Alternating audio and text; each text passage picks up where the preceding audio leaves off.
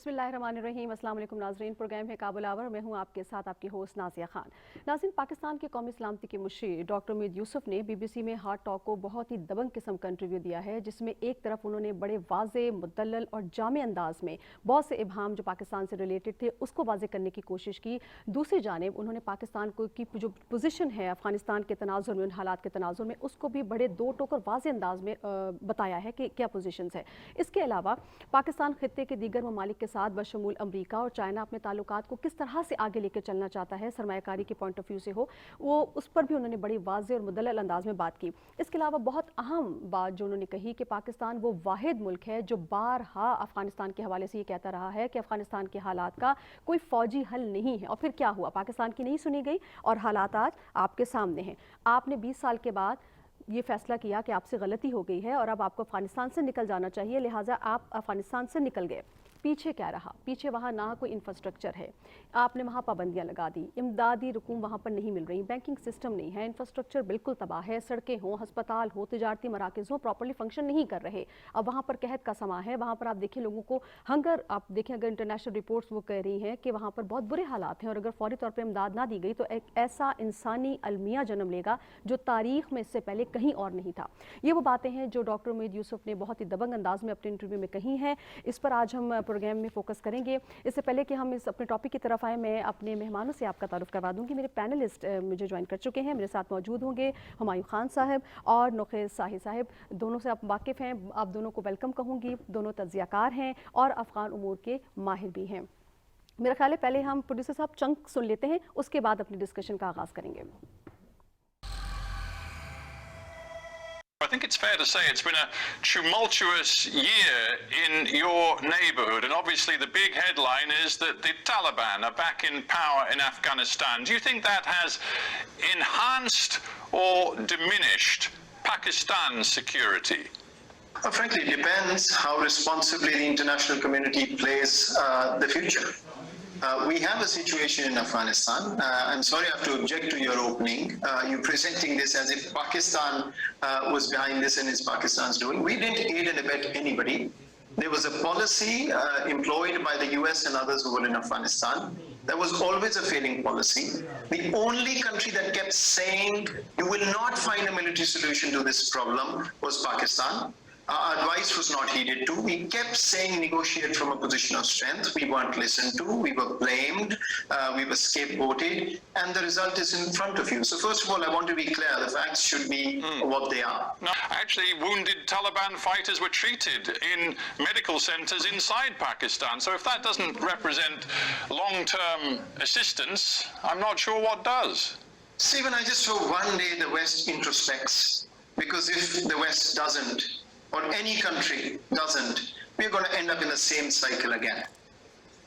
Pakistan was not the one that brought the war to Afghanistan. Pakistan is the principal victim of this war. We didn't have suicide bombings in our country before 9/11. Since 9/11, over 80,000 casualties of Pakistanis, which the West just likes to wish away. Over $150 billion lost in the economy, 3.5 million internally displaced people, millions of Afghan refugees. You think we are mad that we would be abetting something that is bringing this kind of disaster to my country? So, I think we've got to be real. Yes, these accusations came, and we kept explaining to the world that the reason the Kabul government keeps saying this is that they are corrupt, incompetent, and Western taxpayers' money is being misused. Nobody listened to us. That narrative was brought by the West, and today there is an embarrassment where Western taxpayers are asking their government on where the money went. We had no interest in the way this war went on, the disaster and the casualties that we faced, and the way it ended. We are the country, by the way, we are the country, Stephen, that has been recognized by the US and UK and others for facilitating the Doha peace process, the end point of which should have been a genuinely inclusive government. It was because the Afghan president decided to up and leave his country. It was because the army that was trained never fought, that the end result was what it was. So please stop blaming Pakistan. جی ہمایوں صاحب، میں آپ ہی سے جاننا چاہوں گی کہ طالبان تحریک کی حمایت کا الزام ہمیشہ پاکستان کے سر رہا. ملا عمر کے دور سے بھی الزامات لگتے رہے، پھر طالبان جب برسر اقتدار آ گئے تو پھر بھی یہ کہا گیا کہ پاکستان کا اس میں ہاتھ ہے. جیسے کہ مید یوسف صاحب نے بھی کہا کہ 9/11 کے بعد ہم نے 80,000 جانوں کی قربانی دی ہے اور 150 ارب ڈالر کا خسارہ بھی ہوا ہے. خسارہ بھی ہمارا ہوا، مہاجرین کو بھی ہم نے یہاں پر بڑے اچھے سے رکھا. تو یہ الزامات کی سیاست کیوں ہے؟ مغرب میں یہ تاثر کیوں ہے؟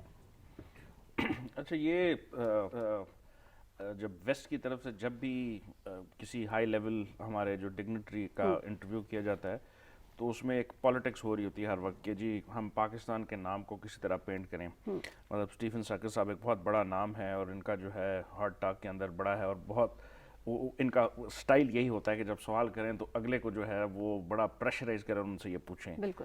آپ ہسٹری کے اوپر اب یہ دیکھیں اور اس میں مید یوسف صاحب نے جو اپنے انٹرویو میں ذکر کیا اور اس کے علاوہ بھی جو پاکستان کی ہسٹری ہے وہ یہ ہے کہ پچھلے 4-5 سالوں میں پاکستان وہ واحد ملک تھا جس نے طالبان کو نیگوشیٹنگ ٹیبل پہ لایا. اس میں برطانیہ کی حکومت جس کو وہ ریپرزینٹ تو نہیں کرتے لیکن جس کی وہ جس ملک کی وہ شریعت ہے ان کی، میں ہارٹ ٹاک والے ان کی اسٹیفن صاحب کی بات کر رہا ہوں، امریکہ کی، دونوں نے اس چیز کو اگری کیا کہ اگر پاکستان نہ ہوتا تو شاید یہ دوحہ ایگریمنٹ میں طالبان نہ آتے. میرا خیال اس سے بڑی تو کوئی بات ہے نہیں. پھر اس کے بعد جو ایک بہت بڑا جو ٹاپک معید صاحب نے اس کو بڑا اینالائز کیا وہ یہ کیا تھا کہ 20 سال سے پاکستان اس چیز کے اوپر کہہ رہا تھا کہ آپ نے کسی بھی آرگنائزیشن کے ساتھ جس کو آپ، اچھا اس میں بڑا کمپیریزن کرنا بڑا ضروری ہے. دنیا میں مختلف قسم کی آرگنائزیشنز ہیں جس کے ساتھ جو ہے نا روابط بڑھ رہے ہیں اور پرابلی آپ کا یہ سوال آگے بھی آئے گا اس کے اوپر کہ طالبان کے ساتھ امریکہ نے گفتگو کیوں کی. 20 سال سے جس کو وہ دہشت گرد کہہ رہے تھے، آخر میں انہوں نے آ کے اس کے ساتھ نیگوشیٹڈ سیٹلمنٹ کی اور اس دوحہ سیٹلمنٹ کو کروانے میں پاکستان کا کردار میرا خیال ہے کہ کسی بھی ملک سے جو ہے نا اب وہ چھپا ہوا نہیں ہے اور it's one of the most excellent جو ہے نا کردار کسی بھی ملک کا ہو سکتا ہے. تو یہ جو معید یوسف صاحب ان کو بتا رہے تھے وہ یہی کہہ رہے تھے کہ پاکستان نے جو کوشش کر سکتا تھا وہ پاکستان نے کی. اب مجھے نہیں سمجھتا کہ ویسٹ کیا آپ سے ایکسپیکٹ کر رہا ہے کہ پاکستان اس سے زیادہ اور کیا کرے. اس کے بعد ان کی جو کیبنٹ ہے، اس کے پہلی کیبنٹ اگر آپ کر لیں 26 کی اور بعد میں 36 اور آپ میرے خیال ہے 40-47 ہو چکے ہیں، آدھے سے زیادہ کیبنٹ وہ ہے جس کو امریکہ نے یا یو این نے، یونائٹڈ اسٹیٹس نے ڈیزگنیٹڈ ٹیررسٹ لسٹ کے اندر ڈالا ہوا ہے. آپ نے دوحہ ایگریمنٹ کر کے ان کے ساتھ ایک معاہدہ کیا، آپ نے آدھے سے زیادہ ان کی جو ہے کیبنٹ اس کو سینکشن کے اندر رکھا ہوا ہے. آپ ایکسپیکٹ کیا کر رہے ہیں؟ میں تو بالکل حیران ہوں کہ یہ جو ویسٹرن ایکیڈیمیا ہے، ویسٹرن جو پالیسی میکرز ہیں، ویسٹرن میڈیا آؤٹلیٹس ہیں جو کہ اتنا عرصے سے جانتے ہیں، اور برٹن جو ہے وہ پاکستان کو نہیں افغانستان کو پچھلے کوئی 200 سال سے سب سے بہتر جانتا ہے. انہوں نے یہاں پہ حکومت بھی کی اور بہت کچھ وہ کیا. یہ اس قسم کے سوال ایسے تھے وہ بڑے بچکانہ تھے جو کہ یہ سمجھنے کی اس سے قاصر ہیں کہ یہ اس انٹرویو کے ان سوالوں کا مقصد کیا ہے. پاکستان کا رول میرا خیال ہے پوری دنیا نے مان لی ہے، 15 اگست سے پہلے والا بھی اور 15 اگست کے بعد کا بھی. ٹھیک، مجھے نوخیز صاحب میں آپ کی طرف آ رہی ہوں، مجھے تو اس سوال کا بھی جواب آپ دیجیے گا. تو اس سے مجھے یہ بتائیے گا کہ مغرب اپنی خود احتسابی کب کرے گا؟ یہ جو بلیم گیم ہے وہ اپنی ویکنیسز کو، اپنی چیزوں کو کیوں نہیں دیکھتا؟ یہ سارا بلیم پاکستان پہ ڈالنے کی جو کوشش ہے اس کی کیا وجہ آپ کو نظر آتی ہے؟ دیکھیں، اس انٹرویو میں ایک فوکس تھا ان کا جو اینکر تھے کہ طالبان کو پاکستان سپورٹ کر رہے ہیں. اچھا، اس بات پہ آپ بڑے فوکس تھے، اس بات پہ آپ اس ایشو پہ بات ہی نہیں کرنا چاہ رہے کہ پاکستان نے جس طرح معید یوسف صاحب نے بھی ان کو بتایا کہ ہم نے 80,000 سے زیادہ جو ہیں وہ جانیں دی ہیں، ہم نے 150 ارب ڈالر سے زیادہ اپنی اکانومی کو جو ہے وہ نقصان پہنچایا. تو یہ جو پاکستان کی جو ایفرٹس تھیں اور یہ ساری ہماری جو ہم نے یہ جو بیئر کی ہے کاسٹ، یہ 9/11 کے بعد کی ہے، یہ اس سے پہلے نہیں تھی. اور ہم بار بار اس بات پہ فوکس تھے کہ افغانستان میں سٹیبلٹی چاہیے، افغانستان میں ایک ایسی گورنمنٹ آئے جس سے اس ریجن میں سٹیبلٹی آئے، یہاں پہ ٹیررزم کم ہو. اور ادھر جو بھی گورنمنٹ تھی پاکستان حکومت نے ہمیشہ اس کو سپورٹ کیا ہے. ہم پرائم منسٹر آف پاکستان پہلے دن سے جب سے وہ گورنمنٹ اس میں آئے حکومت میں، ان کا فوکس تھا، انہوں نے بار بار اس چیز پہ زور دیا کہ ڈائلاگ کے ذریعے جو کنفلکٹس ہیں ان کا حل ہونا چاہیے. افغانستان کی ایشو کو بھی لے کر انہوں نے کہا کہ اس کو ٹیبل پہ حل کرنا چاہیے. الٹیمیٹلی پھر وہی ہوا. پاکستان نے جس طرح ہمایوں صاحب کہہ رہے تھے ایک بڑا اہم رول پلے کیا دوحہ ٹاکس کے حوالے سے، اور کئی بار جو زلمے خلیل داد تھے جو افغانستان کے لیے امریکہ کے خصوصی نمائندے تھے، وہ کئی بار پاکستان کی لیڈرشپ سے ملے اور پاکستان کے کردار کو آپ اس طرح رد کر دیں اس طرح کے سوالات میں کہ آپ طالبان کو سپورٹ کر رہے ہیں. سپورٹ ہم تھوڑی کر رہے ہیں، آپ خود ان کو دوحہ میں 3-4 سال لے کے بیٹھے رہے، ان کے ساتھ ایگریمنٹ کرتے رہے جن فورسز کو آپ مضبوط کرتے رہے ان میں اتنی سخت نہیں تھی، جدھر آپ بلین آف ڈالر جو ہے انویسٹ کرتے رہے وہ کلیپس کر گئی. تو اس میں پاکستان کا کیا رول بنتا ہے؟ ہمارا رول یہ بنتا ہے کہ جو بھی ادھر حکومت ہوگی، چاہے طالبان ہو یا اشرف غنی کی حکومت تھی یا اس سے پہلے جو بھی گورنمنٹ تھی، ہم ان کو سپورٹ کریں گے، کیونکہ ادھر سٹیبلٹی آئے گی تو پاکستان میں سٹیبلٹی آئے گی. بالکل، ہمارا مقصد وہاں یہ ہے کہ افغانستان میں سٹیبلٹی آئے. بالکل صحیح کہا آپ نے کہ مغرب کا ہمیشہ ہمیں دوہرا معیار دیکھنے کو ملا. ہمایوں صاحب میں آپ کی طرف آؤں گی. مجھے بتائیے گا اربوں ڈالرز جو امریکہ اور اس کے اتحادیوں نے افغانستان میں لگائے، وہ ظاہر ان کے ٹیکس پیئر کا پیسہ تھا. اب وہ ظاہر اس سے کوسچن تو کریں گے کہ آپ نے افغانستان میں اتنا جو پیسہ جھونکا ہے اس کا رزلٹ ہمیں کیا ملا. تو کیا یہی وجہ تو نہیں ہے کہ یہ دوہری پالیسی ہمیں مغرب کی نظر آتی ہے کہ ایک طرف طالبان حکومت کو ایکسیپٹ بھی نہیں کرنا، دوسری طرف سارا بلیم گیم جو ہے آپ پاکستان پہ ڈال دیں اور پھر وہ امداد نہ دینا اور امریکہ کا اسٹیپ فارورڈ نہ کرنا، کیا اسی زمرے میں آتا ہے؟ یہی وجوہات ہیں؟ یہ بھی وجوہات ہیں. اس سے پہلے جو آپ کا پچھلا سوال تھا، میں تھوڑا سا اس پہ تھوڑا سا الیبریٹ یہ کر دوں کہ پاکستان کا جو افغانستان کے ساتھ بارڈر تقریباً 2600 کلومیٹر کا ہے، 1600 مائل کا، اور یہ انتہائی پورس بارڈر رہا ہے تھرو آؤٹ آر ہسٹری. پھر پاکستان اور افغانستان کے ریلیشن جو ہیں یہ سینچریز اولڈ ہیں، ڈپینڈنگ اپون آپ 1947 سے پہلے لے لیں، اس کے بعد بھی مطلب یہ خطہ اسی جگہ پہ تھا. اور اس میں مختلف ٹرائبز جو ہیں وہ اکٹھے ایک جو ہے ان کی کولیبریشن بھی رہی، ان کی جو جیو اسٹریٹجک لوکیشن تھی وہ اکٹھی تھیں. ایک جو ہے پاکستان میں ہے، دوسرا افغانستان میں ہے، اور موومنٹ بہت زیادہ فری تھی. ابھی بھی اگر آپ دیکھ لیں اس 15 اگست سے پہلے تک تو تقریباً جو ہے نا مطلب ہزاروں کی تعداد میں ڈیلی آنا جانا ہے. مختلف راہداری کا جو ہے وہ کانسیپٹ ہے، ایک دوسرے کی طرف وہ آتے ہیں وہ جاتے ہیں. پشتون یہاں پہ زیادہ ہیں افغانستان کی نسبت، تو ایک بہت بڑا جو ہے نا ایک لنکیجز رہا ہے تھرو آؤٹ. بالکل. اس دوران اگر یہ جو سوال کیا گیا تھا مودی یوسف صاحب سے کہ وہ یہاں پہ آتے تھے، یہاں پہ ان کو ہیلپ دی جاتی تھی، ہم 4 ملین افغان ریفیوجیز کو ہوسٹ کر رہے ہیں. بالکل. اس میں بے تحاشا ایسے ہیں جو اس گورنمنٹ کا حصہ بھی تھے اور اس کے ساتھ بھی رہے، اس کے اگینسٹ بھی رہے. اس کے ساتھ اگر آپ ناردرن الائنس کو لے لیں، جو پچھلا وہ تھا، وہ ایران میں بھی ان کو سپورٹ ہوتی رہی، سینٹرل ایشیا میں بھی ہوتی رہی اور انڈیا میں بھی ہوتی رہی. تو یہ مطلب اس بلیم گیم کی مجھے اب یہ سمجھ نہیں آ رہی کہ یہ کہنا کہ وہ لوگ پاکستان میں جو ہیں، اچھا اشرف غنی صاحب کو لے لیں، اس سے پہلے حامد کرزئی صاحب وہ جو ہے پشاور میں کافی عرصہ رہے اور اس کے بعد وہ ادھر کے صدر بھی بن گئے. تو یہ کہنا کہ جس کو سپورٹ ہم کر رہے تھے وہ صدر بن گئے اور پھر آج اس نے وہ پاکستان کے خلاف بھی بہت سارے موقع کیے یا حرکتیں کی، تو this is very confusing and ridiculous. West media جس طرح ہمایوں صاحب پہلے بھی کہہ رہے تھے کہ دیکھیں ان کو پاکستان کا رول جو ہے وہ جو پازیٹیو رول ہم نے پلے کیا ہے 15 اگست کے فوری بعد، دیکھیں ہم نے ایویکویشن میں جو رول پلے کیا ہے، جس طرح ہم نے فیسیلیٹیٹ کیا دنیا کو، ان کے لوگ بچائے ہیں، ان کو نکالا ہے وہاں سے جو ادھر افراتفری تھی. اس میں پاکستانی ایمبیسی واحد ایک ایمبیسی تھی، 49,000 پیپل ایویکویٹڈ. پاکستان کی واحد ایمبیسی تھی جو بند نہیں ہوئی. ہم فیسیلیٹیٹ کرتے رہے، لوگوں کو اپنی ایمبیسی میں پناہ دیتے رہے، پھر ان کو ایویکویشن میں ان کی ہیلپ کرتے رہے. اس کی طرف کوئی یعنی ہماری اپریسیشن نہیں ہوگی، اس کی طرف کوئی دھیان نہیں دے گا. اب ان کا سارا فوکس ہے کہ پاکستان طالبان کو سپورٹ کرے. ہم بارہا کہہ چکے ہیں کہ ان طالبان کو ہم نہیں لے کے آئے، یہ خود آئے ہیں، امریکہ کے ساتھ معاہدہ کر کے آئے ہیں. بالکل. تو آپ اس وقت گورنمنٹ میں تھے، آپ کی بیکنگ تھی اشرف غنی گورنمنٹ کو، آپ نے روکنے کی کوشش کی لیکن وہ نہیں روک سکے. تو اس میں پاکستان کا کیا کردار ہو سکتا ہے؟ بالکل صحیح رخ صاحب، بالکل صحیح کہا آپ نے کہ یہ پہلے بھی ویسٹ کا ہم نے دوہرا معیار دیکھا، صورتحال میں ہم اس کا وہی دوہرا معیار اب بھی جو ہے وہ آبزرو کر رہے ہیں. ایک اور چنک ہمارے پاس تیار ہے، میں چاہوں گی اس کی جانب جاتے ہیں، پھر ڈسکشن کو آگے بڑھائیں گے. Imran Khan, your Prime Minister, said after the Taliban took over in Kabul, he said, quote, "We must strengthen and stabilize the current government," that is the new Taliban government, "for the sake of the people of Afghanistan." I just wonder if you still feel that same way. Now that you've seen the Taliban in power for what, 4 or 5 months, does that sentiment still hold good? Stephen, I have got a 1,600-mile border with Afghanistan. I've got 4 years of experience where 4 million refugees are still in Pakistan after 40 years. Compare this to the European reaction and the British reaction and the American reaction to one refugee that shows up to your shores.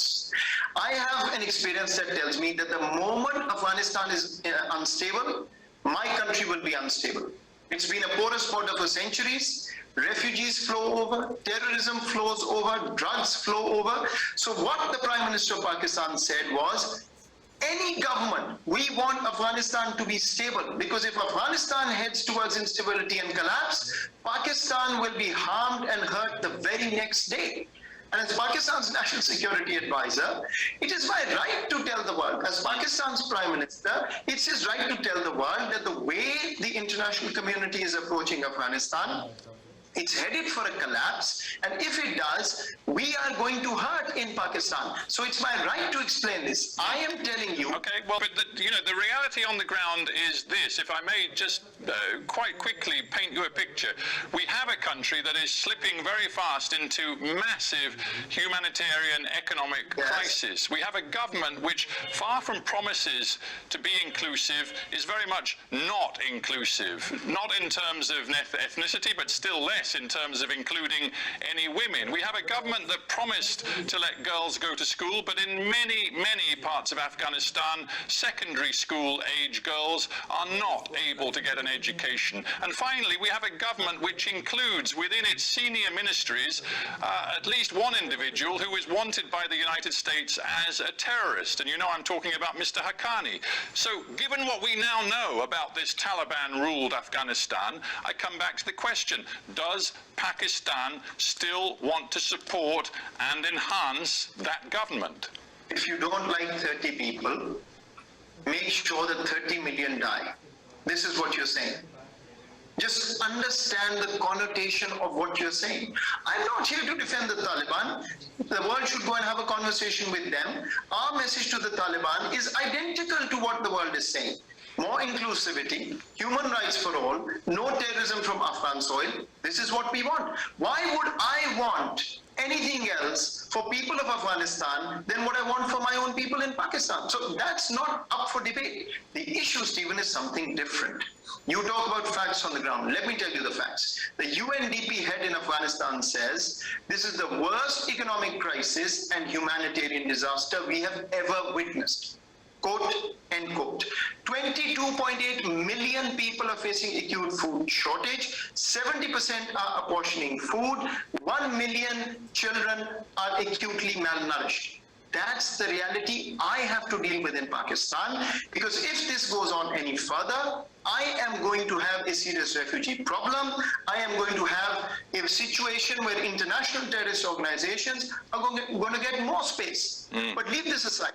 Pakistan is the country that helped more than anybody else. 49,000 people evacuated from Pakistan of 75 countries. We have created a land and air bridge to Afghanistan, asking the world to channel whatever aid they want from us, free of cost. But no money can be brought. The UN is crying, the ICRC is complaining. Why are we doing this with the Afghan people? First answer is you should recognize the state of democracy in this country, that the judge calls in the prime minister, goes and gets grilled, and now Stephen Sacks has the opportunity to ask me. That's the state of democracy. I'm proud of that.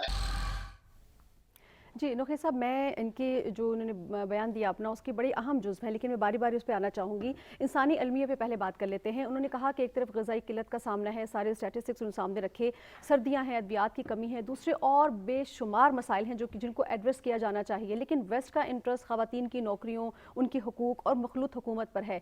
इन सारे हालात में जब एक इंसानी अलमिया जन्म ले चुका है और हालात तबाही की तरफ जा सकते हैं फिलफौर अगर इमदाद ना मिली, ये सेकेंडरी नहीं हो जाता, लेकिन वेस्ट का जो इंटरेस्ट है वो इसी तरफ है। देखिए नाज़िया, मैं पहले दिन से इधर कह रहा हूँ, और जिस तरह हुमायूं साहब भी हैं, हम पहले दिन से कह रहे हैं कि इधर जो क्राइसिस बनता जा रहा है, हम पहले कह रहे थे कि बनेगा, अब वो बन चुका है ऑलमोस्ट। अगला 15-20 दिन बड़े क्रूशल होंगे, उसमें अगर जो OIC भी हो रही है उसमें भी कुछ अनाउंसमेंट्स मेरा ख्याल है मतवक्को हैं, वेस्ट की तरफ से भी कुछ अनाउंसमेंट्स की तवक्को की जा रही है। लेकिन जिस तरह UN के अपने अदारे कह रहे हैं, UN के अदारे चीख के कह रहे हैं, और हर दिन के साथ उनकी रिपोर्ट्स जो हैं वो बद से बदतर हो रही हैं अफ़गानिस्तान के इशू को लेकर, यानी उधर लोगों की तवज्जो दिला रहे हैं, पूरी दुनिया की तवज्जो उस तरफ मबजूल करवाने की कोशिश कर रहे हैं कि किस तरह के क्राइसिस उधर होंगे। हम नहीं कह रहे, पाकिस्तान नहीं कह रहा। पाकिस्तान ने जो कहना था वो तो हमने UN के फोरम पे कह दिया था कि आपके पास चंद महीने हैं दुनिया के पास, इसके बाद इस रेस्क्यू करने के लिए शायद हमारे पास उस तरह वक्त नहीं होगा, तो खुदारा सामने आए।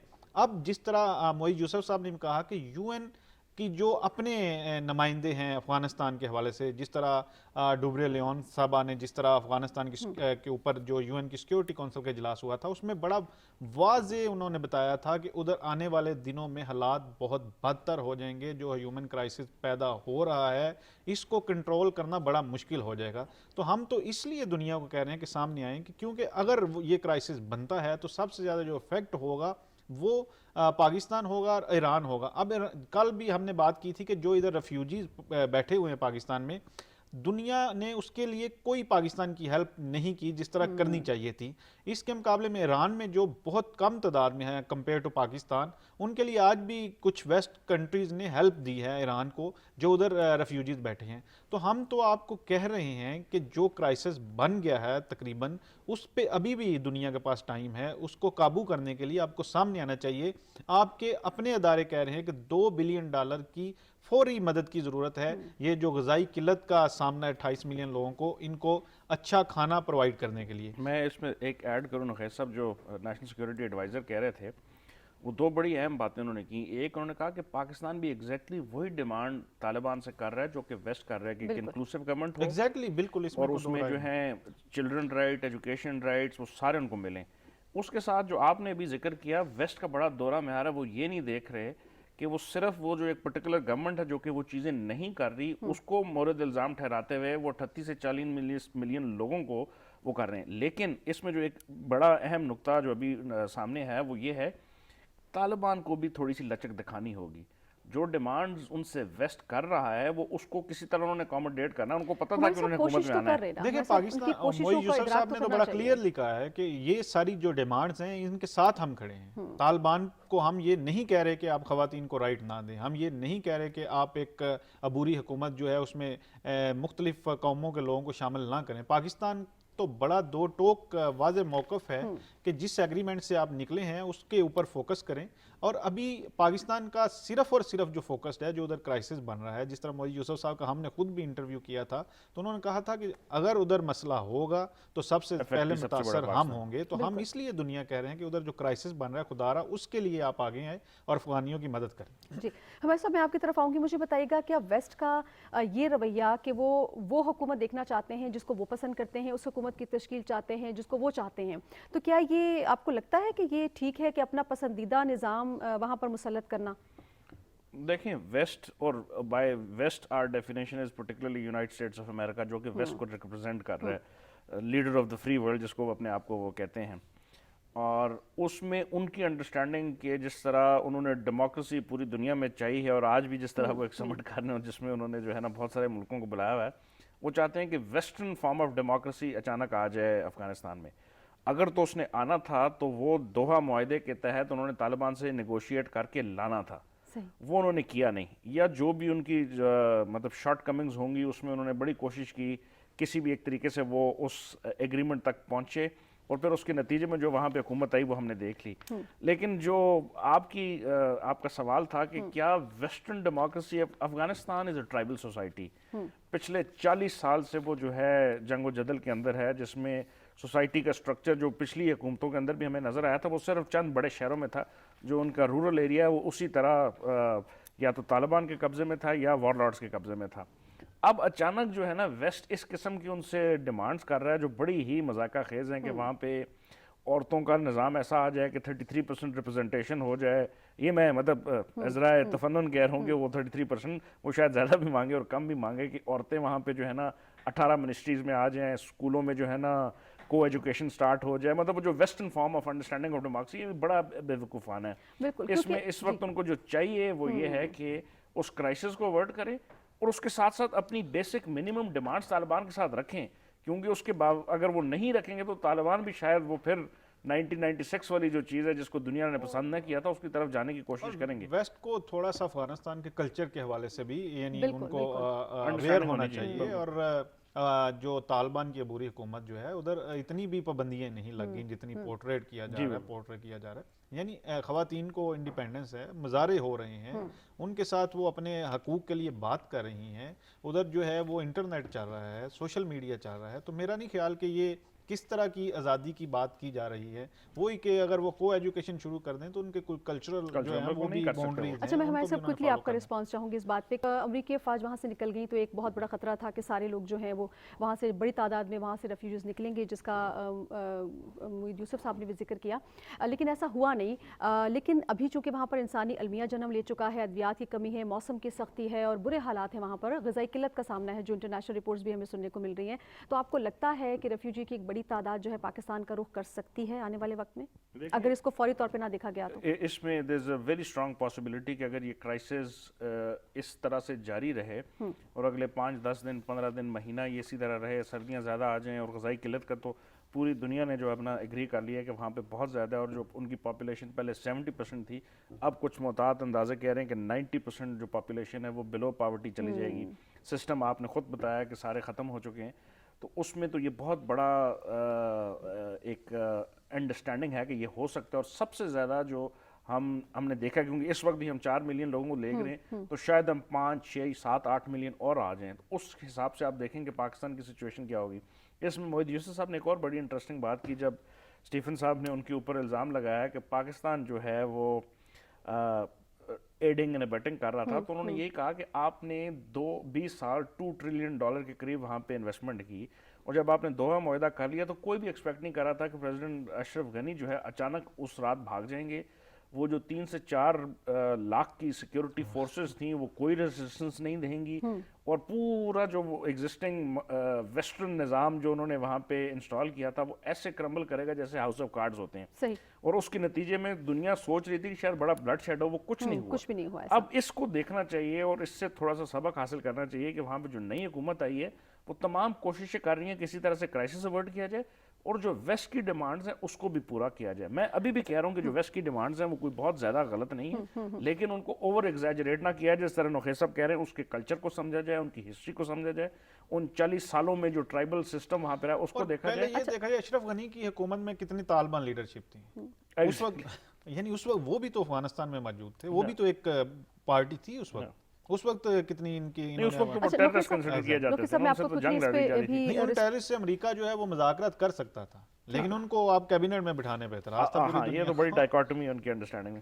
ٹھیک ہے، ایک اور چنک ہمارے پاس تیار ہے موید یوسف صاحب کا، تو اس پہ جاتے ہیں پھر اس کے بعد بات کرتے ہیں. United States very well. You worked there for years in different think tanks. You now, as your job advising Prime Minister Imran Khan, have to consider where Pakistan-US relations are going. I would put it to you that right now they are more damaged than at any time in the last few decades. In fact, am I right in saying that Joe Biden has not yet bothered to make a direct phone call to your boss, Prime Minister Imran Khan? He's been in office for almost a year now. Yes, that's correct. He hasn't called. If he wants to, we'll consider the call. If he doesn't, it's up to him. That's not a reflection of the entirety of the relationship. Let me explain. US-Pakistan relationship has always had these ups and downs. We come together very closely, we become allies, and then unfortunately, when whatever the US interest was is fulfilled, Pakistan has been basically sidelined and actually in the 90s sanctioned. A mistake that the US acknowledged was a big blunder and should not happen again. At this point, actually, we do have a very good bilateral dialogue, but I think the mistrust over Afghanistan still remains.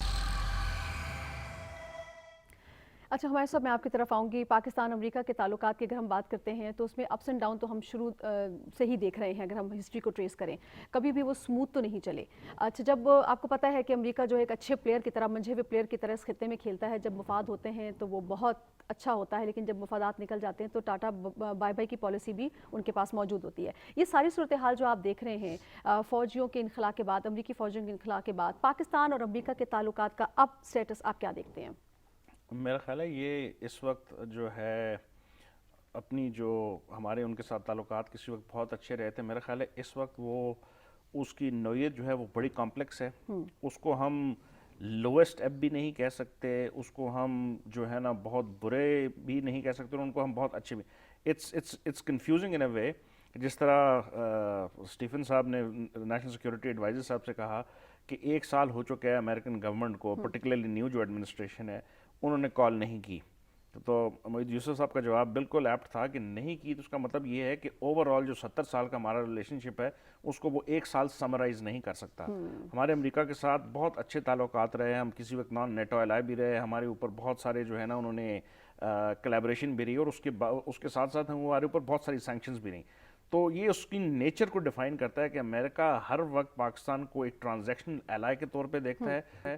جب اس کا مقصد اس خطے میں ہوتا ہے تو وہ ہمیں یوز کرتا ہے، جب اس کا مقصد ختم ہو جاتا ہے تو وہ ہمیں جس طرح کے حالات انہوں نے آج کل ہمارے ساتھ پیدا کیے وہ کرتا ہے.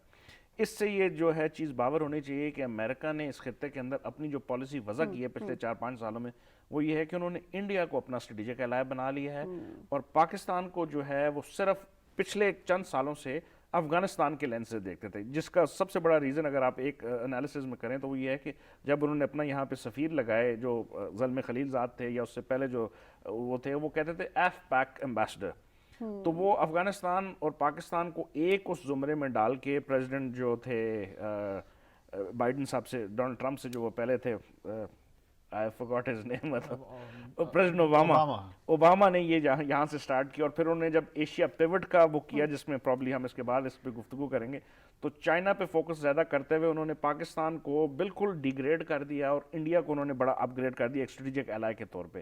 تو میرا خیال ہے یہ سلسلہ چلتا رہے گا، اور ہمیں بھی جو ہے نا اپنے جو اہداف ہیں، یہ جو ہمارا وہ جو فیوچر اسٹریٹجک وہ آؤٹ لک ہے، اس میں ہم نے دیکھنا ہے کہ کیا ہم امریکہ کے ساتھ اپنے تعلقات اس نہج پہ لے جائیں جس میں تمام فوکس ہم امریکہ پہ کریں. میرا خیال ہے یہ بھی غلط ہوگا، ہمیں ایک بیلنسنگ ایکٹ کرنا ہوگا، کیونکہ ریجن کے ہم بھی ایک بڑے اہم پلیئر ہیں. نوخیر صاحب، میں آپ سے بھی جاننا چاہوں گی کہ ساری صورتحال کو پیش نظر رکھتے ہوئے مستقبل میں ہم کیا امید رکھیں؟ تعلقات بہتری کی جانب جائیں گے، اچھی سمت میں جائیں گے؟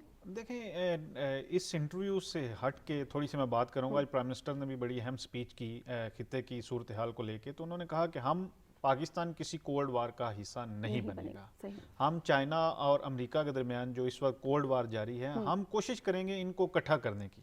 ہم کسی کولڈ وار کا حصہ نہیں بنیں گے. پاکستان نے پہلے ایک کولڈ وار کا حصہ بنا اور اس کا ہمیں کوئی فائدہ زیادہ نہیں ہوا. تو میرے خیال ہے ہمارے ریلیشن شپ تو ایسے ہی جس طرح اس میں بات ہو رہی ہے کہ جب ہم سے ان کو مقصد ہوتا ہے تو اس وقت ہم سب سے قریبی ہوتے ہیں، جب مقصد نکل جاتا ہے تو پھر ہم سب سے دور ہو جاتے ہیں. لیکن ہمیں یہ بھی دیکھنا چاہیے کہ جس طرح انڈیا کے جو ریلیشن شپ ہے امریکہ کے ساتھ، وہ بڑے اہم ہوتے ہیں پاکستان کے تناظر کو لے کے، کیونکہ انڈیا ہر ٹائم ہمارے خلاف ایک لابنگ، ان کی مخصوص ایک لابی ہے جو امریکہ میں بھی ہے اور باقی دنیا میں بھی ان کا انفلوئنس بہت زیادہ ہے، جو ہر وقت پاکستان کو یعنی پاکستان کے خلاف پراپوگنڈا کرنے میں بزی رہتی ہے. یعنی ان کے رشیا کے ساتھ بھی بہت اچھے اسٹریٹجک ریلیشن شپ ہے انڈیا کا، اور امریکہ کے ساتھ بھی بہت اچھا اسٹریٹجک ریلیشن شپ ہے ان کا. تو ہم جو ہیں اس وقت امریکہ کے ساتھ ہم نے بہت اچھا رول پلے کیا جب ان کو ہماری ضرورت تھی. تو اب یہ بات کہہ دینا کہ 1 سال سے کال نہیں ہوئی اور اس سے ریلیشن شپ خراب ہو گئے، تو میرا خیال ہے یہ ایک بہت ہی پاکستان کے ساتھ زیادتی ہوگی. اور دوسرا، آپ یعنی پاکستان کی ایفرٹس کو کیوں نظر انداز کر دیتے ہیں؟ جو انٹرنیشنل میڈیا ہے، پاکستان کی ایفرٹس کو بھی اپریشیٹ کریں. جس طرح میں نے پہلے بھی کہا ہے کہ جو ہم اس وقت رول پلے کر رہے ہیں، افغانستان کو چھوڑ آپ گئے ہیں تنہا اس ریجن میں ان کو بھوکا مرنے کے لیے، ہم ان کے لیے ایک برج کا رول پلے کر رہے ہیں. ہم آپ کو کنونس کر رہے ہیں. ہمارا ادھر کوئی مقصد نہیں ہے ماں سوائے ادھر اسٹیبلٹی کے. اس کے علاوہ تو یہ بڑی زیادتی ہے کہ آپ سارا جو اپنے 2-2.5 سال ان کے ساتھ مذاکرات کیے وہ پاکستان کے اس کے اوپر الزام لگا دیں. بالکل، لاسٹ چنک ہمارے پاس وہ دیکھتے ہیں، پھر کنٹینیو کرتے ہیں ڈسکشن کو. Do you think, with real influence and power now in Pakistan, is it your contention that Pakistan does need to continue to shift its priority away from the relationship with the United States toward the very close relationship, particularly economic relationship you have forged with China? Is that the future for Pakistan? I don't think it's an either or. So let me just explain to you. Pakistan's made a major transition in its own approach and thinking from a geostrategic paradigm to a geoeconomic paradigm. Both continue, of course, for every country.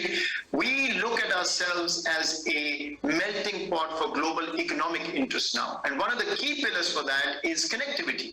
The other one is development partnerships. So we want the entire world to come and coexist in Pakistan in terms of economics. We are no longer in the business of offering military bases, but our economic bases are open for all.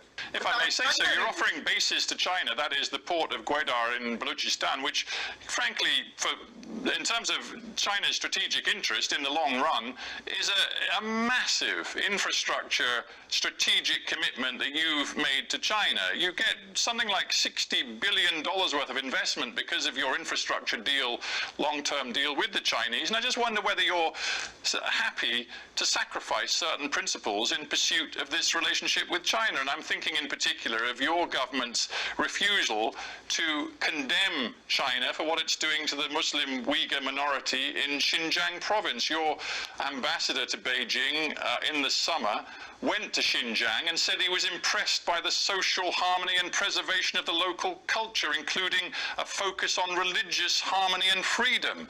What's happened to Pakistan standing up for Muslims around the world? First of all, let me just explain. Yes, $60 billion, and that's what friends are for. We have a very, very critical strategic relationship with China. I've always had it, and our relationship is going from strength to strength. But that is not at the cost of any other country. That's what a geoeconomic paradigm is. As far as Gwadar is concerned, let me just clarify this. There are no bases in Gwadar if you're talking of military bases. Yes, there are economic bases. We've offered the same to the US, same to the Middle East, same to Russia. Anybody who wants to come and invest in Pakistan, we are open. So yes, absolutely, we want economic investment. China is a great friend, and it's done that. There's no question about it. But this is not close to anybody else. The China-Pakistan economic corridor is what? It's energy infrastructure and road infrastructure. Anybody can come and benefit from that and invest in Pakistan.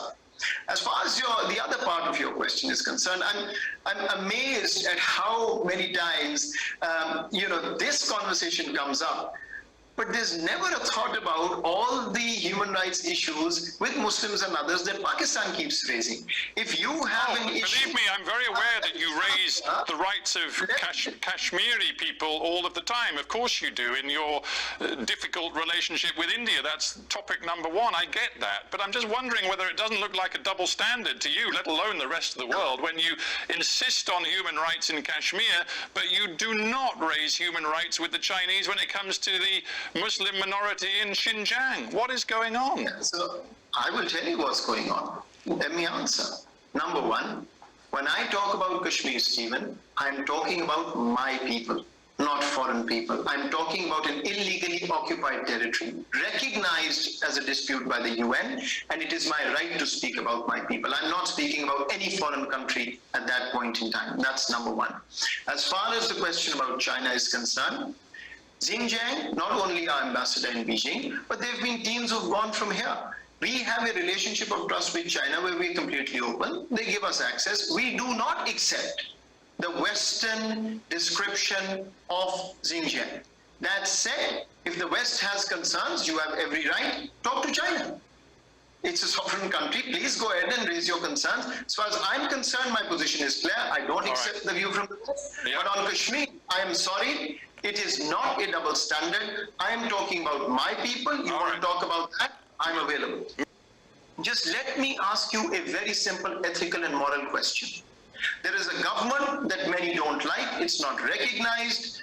It's fought a war against many countries. But there are 35 to 40 million Afghans who have nothing to do with this. So let's at least agree that they need to be fed immediately. And here is where I must tell you very candidly that I am increasingly reaching the conclusion that the world probably doesn't care. Because at this point, it's not a problem of money. It's not a problem of pledges. Everybody's pledged money. Why isn't the money getting there? Because the banking channels are not being allowed to function. The UN can't get money in. The ICRC can't get money in. When you can't get money in, how are you going to feed people? नाज़रीन, मगरिब में पाकिस्तान और चीन के जो ताल्लुकात हैं उसको लेकर काफ़ी बात होती है और मगरिब में ये तासुर है कि पाकिस्तान जो है वो चीन के कैंप में बैठ गया है। पाकिस्तान इसकी बारहा तरदीद करता रहा है और यही बात डॉक्टर उम्मीद यूसुफ ने भी अपने इंटरव्यू के दौरान कही है। तो फिर ये उंगलियां किस वजह से उठाई जाती हैं, क्या कहेंगे आप हमारे साहब इस हवाले से? मेरा ख्याल है ये तो एक बड़ा ही मैं इसको मतलब if I am allowed to use this word, एक फजूल किस्म का एनालिसिस था उनकी तरफ से कि पाकिस्तान जो है चाइना के कैंप में। पाकिस्तान और चीन जो हैं वो पिछले 73 ईयर्स से دے are very good friends and particularly for last 70 years. ابھی ہم نے اینیورسری بھی اپنی ڈپلومیٹک ریلیشن شپ کی منائی ہے, تو اس کے اوپر تو بہت سارے جو ہے نا وہ کلیشز ہیں جو اس ریلیشن شپ کو ڈیفائن کرتے ہیں. Higher than mountains, deeper than ocean, sweeter than honey, stronger than steel. اور چائنا نے ہر موقع پہ پاکستان کی مدد کی جب ہمیں ضرورت تھی, اور پاکستان نے بھی جب ہمیں ہمارے پاس کیپیسٹی تھی تو ہم نے چائنا کی مدد کی. پہلے تو بہت کی اور اب تھوڑی کم. اس میں $60 بلین کا جو انہوں نے ذکر کیا چائنا پاکستان اکنامک کوریڈور کا, آپ پاکستان کی اگر اوور آل جی ڈی پی کا حجم دیکھیں تو 267 بلین پر ایئر کے حساب سے 60 billion over a period of 30 years is nothing. لیکن جس وقت چائنا نے یہ سی پیک کا وہ کیا اور فلیگ شپ پروجیکٹ کا وہ سٹارٹ کیا, یہ وہ وقت تھا جب پوری دنیا پاکستان سے نظریں ہٹا چکی تھی. یہاں پہ جس طرح ہم پچھلے اپنی اس میں گفتگو کرتے رہے کہ دہشت گردی کا ایک بہت بڑا وہ عنصر تھا, کوئی آنے کو تیار نہیں تھا, تو چائنا نے پاکستان کا ایک دفعہ پھر جو ہے نا ہاتھ پکڑا, یہ مدد کرنے کی کوشش کی. اس میں پھر کیوں ہم اپنے ان دوستوں کی طرف نہ جائیں. لیکن ہیونگ سیڈ دیٹ, آپ یہ دیکھیں چائنا ہر موقع پہ جب ہائیسٹ لیول پہ ہماری امریکہ کے ساتھ کولیبریشن ہوتی ہے, تو چائنا کے ساتھ ہماری کولیبریشن ہوتی ہے, تو ہمیں وہ بتاتے ہیں کہ سپر پاور کے ساتھ آپ نے اپنے تعلقات نارمل رکھنے, اور ہم بھی اس کی خواہش رکھتے ہیں. ڈاکٹر معید یوسف نے کہا, پرائم منسٹر نے کہا, اور ہماری ساری جو اسٹیبلشمنٹ ہے وہ یہ چاہتی ہے کہ امریکہ کے ساتھ ہم ایک سیمبلنس آف پیس رکھیں, ایک ریلیشن شپ رکھیں. اب امریکہ جو ہے وہ پاکستان کو جب دل کرتا ہے یوز کرتا ہے اور پھینک دیتا ہے, اور اس کے بعد پھر ہم پہ الزام لگاتا ہے کہ ہم چین کے ساتھ ہیں. یہ بڑی ہی کوئی بچکانا وہ جو ہے ان کی طرف سے ہے. ہم چین کے دوست ہیں, ہم چین کے دوست رہیں گے, اور ہم چین کے ساتھ اپنی کولیبریشن جاری رکھیں گے, کیونکہ چین ہمارا ایک اسٹریٹجک الائے ہے جو کہ امریکہ نہیں ہے. امریکہ ہمارا ایک ٹرانزیکشنل الائے ہے. بالکل ٹھیک. رقیہ صاحب, اسی انٹرویو کے دوران معید یوسف صاحب کا یہ بھی کہنا تھا کہ بے شک چین ہمارا ایک بڑا اچھا دوست ہے, اسٹریٹجک شراکت دار ہے, لیکن ہم پوری دنیا کے ممالک کو ویلکم کریں گے. اگر وہ پاکستان میں آتے ہیں اور سرمایہ کاری کرتے ہیں, پاکستان ویلکم کرے گا. مجھے صرف یہ سمجھا دیجئے کہ اس میں حرج کیا ہے. ہم امریکہ اور انڈیا کی بھی تو اسٹریٹجک شراکت داری دیکھتے ہیں, تو اگر ہماری انکلینیشن ٹورڈز چائنا ہے اور ہماری اسٹریٹجک پارٹنر ہے, تو اس میں کیا حرج, اس میں کیا برائی ہے؟ اچھا, اس میں پہلے تو میں تھوڑا سا اس طرف اشارہ کروں گا جس طرح جو اینکر تھے انٹرویو لے رہے تھے, انہوں نے دنیا کو مس لیڈ کرنے کی کوشش کی کہ ہم نے چائنا کو کوئی فوجی اڈے دیے ہوئے گوادر میں, جس کا انہوں نے ڈینائی کیا بڑے کلیئر الفاظ میں. تو یہ دیکھیں یہ دنیا کس طرح جو ہے انٹرنیشنل میڈیا پاکستان چائنا کے خلاف پراپوگنڈا کر رہا ہے, اس ریجن کے خلاف پراپوگنڈا کر رہے ہیں. ہم سب کو دعوت دے رہے ہیں, آپ آئیں پاکستان میں اپنی شراکت داری کریں, پاکستان میں انویسٹ کریں, ہم آپ کو اپرچونٹیز پرووائڈ کر رہے ہیں. اور چائنا کا جو پاکستان کے ساتھ دوستی ہے وہ کسی سے ڈکی چھپی نہیں ہے, وہ کوئی موقع پرستی پہ ایک دوسرے سے فائدہ نہیں اٹھاتے. یعنی ہم ایک دوسرے کے ساتھ مشکل حالات میں مشکل وقت میں کھڑے رہتے ہیں, اور یہی ایک وجہ ہے کہ جو چائنا ہے اس نے ایک مشکل وقت میں پاکستان میں ایک انویسٹمنٹ کی, اور اس کے لیے ہم چائنا کو اپریشیٹ کرتے ہیں. پاکستان اس کا شکر گزار ہے, اور پاکستان نے اس کو ایکسیس دی اپنے ملک میں انویسٹمنٹ کی. تو میرا خیال ہے اس کے بعد پاکستان کا جو ایک ہے کہ ٹورڈ سینٹرل ایشین کنٹریز کی طرف, تو اس میں جو سب سے بڑی رکاوٹ ہے وہ افغانستان میں جو کرائسس ہے, تو اس کرائسس کی ذمہ داری جو ہے وہ ڈیفینیٹلی ویسٹ پہ ہے, اور ان کو اس کو بڑا سیریسلی اس کو ری تھنک کرنا چاہیے. پاکستان کے حوالے سے جو وہ سوچ رہے ہیں کہ چائنا کو ہم فوجی اڈے دے رہے ہیں یا اس طرح ہماری کوئی ڈیلز ہو رہی ہیں, تو میرا اس میں انہوں نے معید یوسف صاحب نے بڑا کلیئر کر دیا, اور اس میں پاکستان کا بڑا واضح موقف ہے. ہم سب کو ویلکم کرنے کے لیے بالکل ریڈی ہیں, اور ہمارے اوپر چائنا یا کسی بھی جو ہمارے ہمسایہ ممالک ہیں اس طرح کا کوئی پریشر نہیں ہے کہ آپ انویسٹمنٹ کو روکیں. ٹھیک. اچھا, میرے پاس ٹائم کم ہے, میں چاہوں گی آپ دونوں مجھے اپنے اس پہ رائے ضرور دیں کہ اب ہم جب کہ جیو اسٹریٹجک سے جیو اکنامک کی جانب جا رہے ہیں, تو یہ پاکستان کی پالیسی میں آپ کتنا بڑا چینج اس کو سمجھتے ہیں؟ آپ دونوں اگر مجھے اس کا جواب دے دیں باری باری. یہ بہت بڑا چینج ہے, کیونکہ پاکستان ہمیشہ سے جو ہے نا وہ سیکیورٹی اورینٹڈ پالیسیز کا حصہ رہا ہے. بالکل ایسے ہی ہے. آلدو کہ جس طرح ہماری لوکیشن ہے یا جس طرح کی ہمارا جو پوٹینشیل ہے جیو اکنامکس کا, تو پاکستان اس وقت 267 بلین کے قریب اگر 2020 کا فگر لیا جائے ہماری جی ڈی پی ہے, but there is a potential. اور اس کے اوپر بہت ساری جو انٹرنیشنل فائنینشیل انسٹیٹیوشن وہ یہ کہہ چکے ہیں کہ پاکستان اگر اسی ٹریجیکٹری کے ساتھ, اور کووڈ کے اندر جو ہم نے سب سے بڑا ریمارکیبل وہ دکھایا کہ ہماری اکانومی نے بہت بہتری دکھائی ہے, اگر ہم یہ کرتے رہیں تو ہم اگلے آنے والے 10-15 سالوں میں دنیا کی 20 اکانومیز کے اندر آ سکتے ہیں, not only in terms of population, G D P یا پی پی پی اس کے مطابق بھی. تو یہ وہ بتاتا ہے کہ ہمارے پاس کتنا بڑا پوٹینشیل, اور اس کا اظہار جو ہے نیشنل سیکورٹی ایڈوائزر نے کیا, اور اب ایک ہماری نیشنل سیکورٹی پالیسی بھی جو ہے وہ ہوپ فلی اس سال کے اینڈ تک آ جائے گی. اس میں بھی ہمارا پورا شفٹ جو ہے نا جیو پالیٹکس سے ہٹ کے جیو اکنامکس پہ ہے. ہم کراس روڈز آف سویلائزیشن پہ ہیں, ہم سی پیک کا ایک حصہ ہیں, ہم اس کو ایکسٹینڈ کر کے ایران کے ساتھ کر رہے ہیں, ہم central Asia south Asia connectivity کے ساتھ ہیں, ہمارے ساتھ منرل ریسورسز کا بہت بڑا ہے, ہم کوریڈورز کا ایک بہت بڑا حصہ ہے. تو میرا خیال ہے کہ پاکستان نے بہت اچھا فیصلہ کیا ہے کہ ہم اپنی اکنامک آؤٹ لک جو ہے اس کو بڑا کریں اور اس کو ایکسٹینڈ کریں. دیکھیں نازیہ, جو پاکستان کا پچھلے کچھ عرصے میں رول رہا ہے, یعنی ہم نے طالبان اور امریکہ کو ٹیبل پر لانے میں بڑا اہم رول پلے کیا. پھر پرائم منسٹر نے آج کہا ہے اپنی اسپیچ میں ایران کے اور جو یہ تھے سعودی عربیہ کا جب ریلیشن شپ بہت زیادہ خراب ہو چکے تھے اس میں پاکستان نے بڑا اہم رول پلے کیا. اور اب ہم کہہ رہے ہیں کہ جو کولڈ وار ہو رہی ہے چائنا اور امریکہ کے درمیان, اس میں بھی اپنا رول پلے کرنے کے لیے تیار ہیں.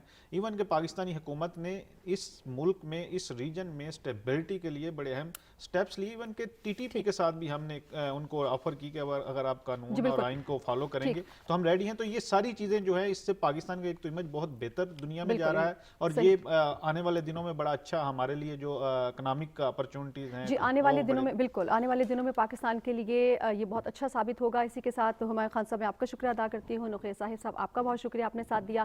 کابل آور کا ٹائم ختم ہو جاتا ہے. اللہ نگہبان.